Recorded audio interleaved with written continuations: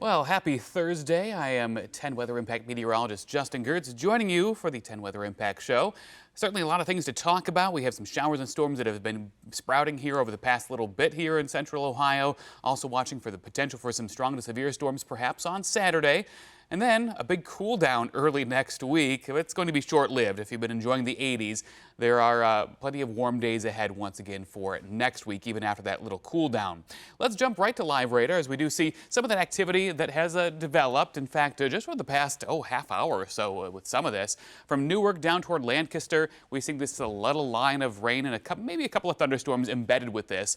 Quick downpour as it slides off toward the east, but notice it's pretty small, so if you do have this come through, it's not going to last very long. But again, a quick downpour comes out of this, maybe some lightning and thunder from that as well. Heading off toward the north near the Mount Vernon area, this little batch of rain is moving off toward the north and east too. We're also seeing a few showers and maybe a rumble of thunder back toward the Kenton area, northwest of Bell Fountain. This is heading up toward the Bucyrus area, maybe grazing Marion here in a little while. Again, this is a loop over the past hour as we see that actually half hour as this is sliding off toward the north and east. Also a few showers near the east of the Dayton area near Xenia. Those are going to be heading up toward London, probably north of Washington Courthouse, and eventually making their way into the Columbus metro. This activity, though, looks like it's going to be pretty minor for the most part as we see those showers lifting off toward the north and east. Now, the severe weather outlook for today, not much here locally. This is now trimmed back off into well off to our east in eastern Ohio. Out that direction, maybe some gusty winds, but for us, just some garden variety activity coming up for the afternoon. Let's jump ahead towards Saturday, though, as we do have that level 2 out of 5 risk of severe storms, basically, roughly along and east of I-71 as we go throughout the day. Looks like if anything does turn severe, it would be mainly a wind threat. And this is kind of one of those situations where if we have any severe storms on Saturday afternoon, it'll really depend on what happens in the morning. One of the things that we're watching is maybe some areas of rain and storms and thick clouds that are going to be around in the morning really would limit any sort of storm energy that can develop, and that would also limit our severe potential on Saturday. However, that's not a guarantee. There's still very much a scenario where there's breaks in the clouds for a few hours and warming us up enough that we get some of those isolated strong storms in the PM hours on Saturday. So again, we are still highlighting that for your weather impact alert. Some strong storm potential. I would say the farther east and south you are on Saturday, the better your chances. Farther northwest, less so. What you can do right now, just stay updated with our forecast over the next couple of days. We'll hopefully get a better sense of what scenario is going to be playing out and be able to keep you ready for that. Of course, we also have the OSU spring game kicking off at noon on Saturday. So even if there's no severe weather, if there's any thunderstorm activity around, we want you to be aware of that. And even some rain, honestly, would put a damper on things. Here's your hour-by-hour forecast as we see some of those scattered areas of rain and a couple of thunderstorms rolling on by. Not everybody is going to get this, but if you do, again, a localized brief downpour and then it moves on out of here. This evening, that activity ends. We'll see a clearing sky, and then for Friday, it is going to be a very nice day. Lots of sunshine, much lighter wind. Let's move ahead towards Saturday now, as this is the scenario on our hour-by-hour forecast for the time being. As we see some scattered activity around in the morning, you'll see kind of hit or miss pockets. Here's 10 a.m. And if this is what happens and we have some thicker clouds even where it's not raining, this is a prime time for warming up. Here's noon as we see, again, still some lingering showers out there. If this scenario plays out, it's going to be pretty hard for much storm activity to redevelop. But one scenario is in our eastern towns. Here's 2 p.m. Saturday. You see some of this stuff popping up and quickly getting whisked off toward the east. That would be right ahead of that cold front. And that's really going to be the area that we're watching as you got the most oomph really for storms to develop. And that'll be the key to our forecast, I think, for Saturday as far as storm potential and timing and location. Behind that, we still see some lingering showers behind the front, mainly again in our southeastern towns into early Saturday night. That slides out of here in time for a very nice Sunday, but it is going to be a cooler Sunday for sure, with highs only in the 50s. Winds right now, they're breezy once again. We've kind of dealt with that every afternoon so far this week. Out of the southwest, sustained at about 15 to 20 miles an hour, gusting as high as 30 miles an hour from time to time. That'll be the case throughout the afternoon, but this evening as the sun goes down, those winds lighten, and tomorrow is going to be a different day in that we don't have the breezy winds in the afternoon. We're talking probably 5 miles per hour or less most of the time. All right, so today's date is the average date for the first 80-degree high in Columbus. We've already had 8 of them through today. We hit 80 just a short time ago. That is the most on record through April 16th. The most on record before this was, I believe, 6. So we have had a lot of summer-like days so far. Right now it's 79 in Columbus. So we're kind of waffling at that 80-degree mark. We're at 82 in Logan, 75 Newark, 82 Zanesville. You can see the warmer temperatures off to the east. A little bit cooler to the west where we've had the thicker clouds and some of those showers come on through. Right now we're at 70 in Kenton, 73 Bellefontaine. Right now 72 in Marion. Aiming for about 80 for a high today with those scattered showers and a couple of thunderstorms. For Friday, mostly sunny, 82. 79 Saturday, have that weather impact alert for the PM hours for the time being, as we'll see some of those scattered showers and storms, which may turn strong to severe, primarily gusty winds. Strong cold front barrels through in the afternoon and knocks us down to 56 for a high on Sunday, but at least we have the sunshine.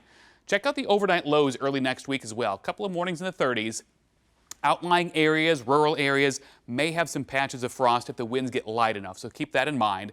Otherwise, we have the sunshine on Monday, 55 for a high, but we're back up to 72 on Tuesday and 75 on Wednesday. So that cool down is short-lived. Again, if you like the warmer temperatures, those will be returning by really Tuesday, Wednesday of next week. But a couple more 80s on the board until then, and keep an eye on Saturday. We will let you know of any updates to that severe weather potential as that situation becomes a bit more clear.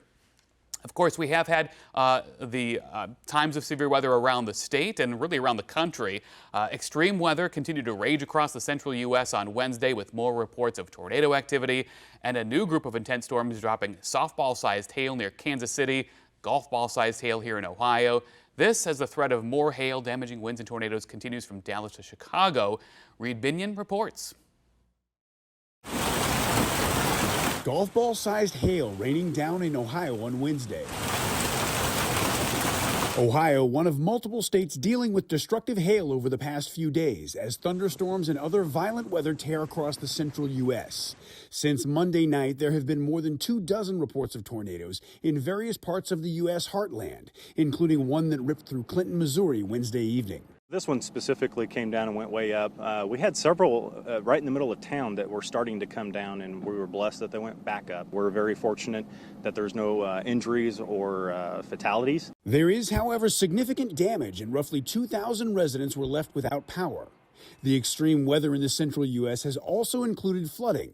In a surprising sight, sturgeon were seen swimming in floodwaters in a village in Wisconsin west of Green Bay. The flooding there got so bad that residents were told to evacuate by Wednesday afternoon, with the situation expected to worsen. I've never seen it like that. I've seen us flood, but nothing like this. High water also an issue in Michigan, with a flood watch and flash flood watch put into effect for parts of west central Michigan over concerns about the potential failure of a dam on the White River. According to the National Weather Service, local officials said the river was rising rapidly and might overtop the dam. I'm Reed Binion reporting. All right, you got a glimpse of the hail in northeastern Ohio in that story. Here's another look at the nasty damage left behind by those storms yesterday. Look at these cars, windows busted, hoods dented, all because of the big hail that moved through Wednesday afternoon. Our sister station in Cleveland reports some of the hail as zombie hail. Hail that is really jagged with those spiky edges.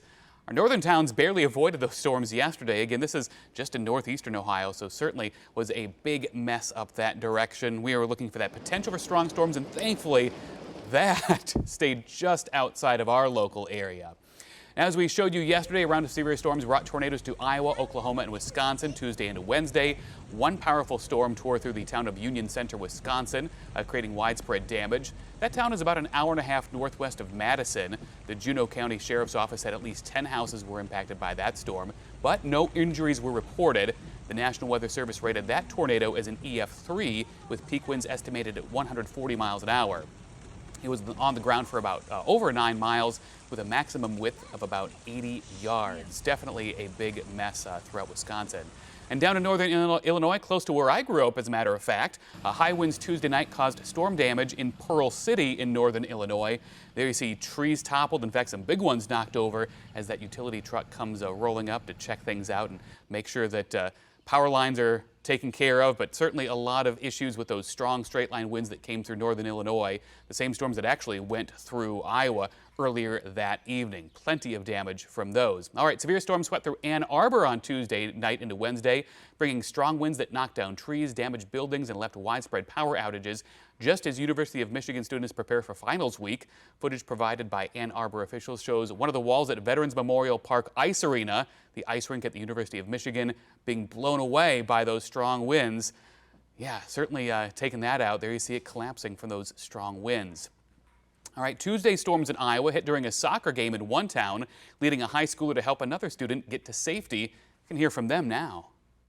We commonly hear the phrase, "not all heroes wear capes." But this is exactly the scenario Ethan Jones, a freshman at Danville High School, found himself in last night's severe weather. Danville was playing Waco in a soccer game when all of a sudden the weather took a turn for the worse. Ethan says he was standing on the sideline when the wind picked up and chaos broke out.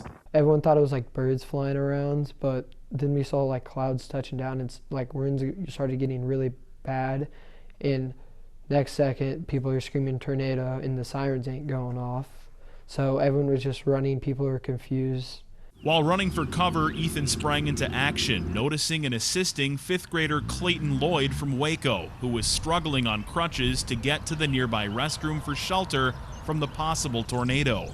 I decided to help him, try to make him go faster so he would make it to safety on time and be safe, because then a few seconds later, like right where he was standing, like a building like fell right down. No one else was helping him, so might as well step up and make the right choice.